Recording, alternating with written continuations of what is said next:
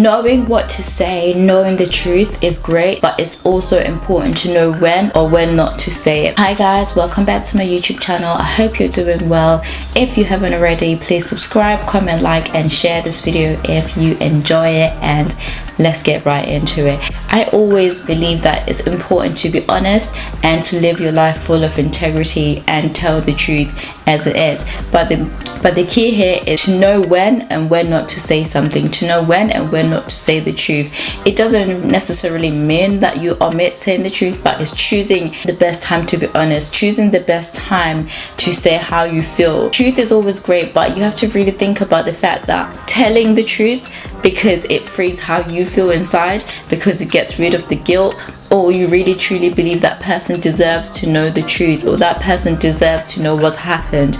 You have to be really careful with how you're approaching honesty and truth. If it's something that's going to change somebody's life forever, you have to be honest with them, and you have to make sure that you say things in a way that is not disrespectful, in a way that doesn't leave them broken. Deliver the truth in a meaningful way. Sometimes people are just rude and they disguise it by saying, well, I'm just being honest. There's a difference between I'm just being honest and you're just rude, or you're just being inefficient, or you're just undermining somebody. There's a time and place for honesty. It's how you say it. How do you deliver your message? How do you deliver the truth? Sometimes people would say something just to embarrass you in a room full of people. Sometimes if you don't agree with what someone's saying, it's okay to express how you feel, to tell them the truth. Do it on the side when they may not particularly be in front of people and get embarrassed. You have to really be careful with how you deliver the truth. And sometimes remember that you have to think, did somebody ask for my opinion? Did somebody ask me something? Rather than just going there and inserting yourself. For example, we see this a lot in people that body shame.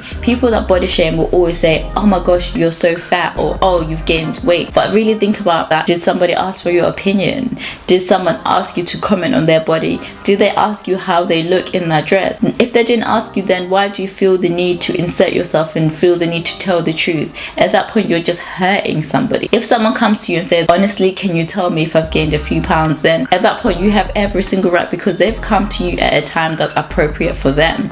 They've come to you at a time when they need to hear the truth. You have to make sure that people are ready to hear the truth before you even say it. Just a little reminder that you have to be careful with how you're saying things, how you deliver your message.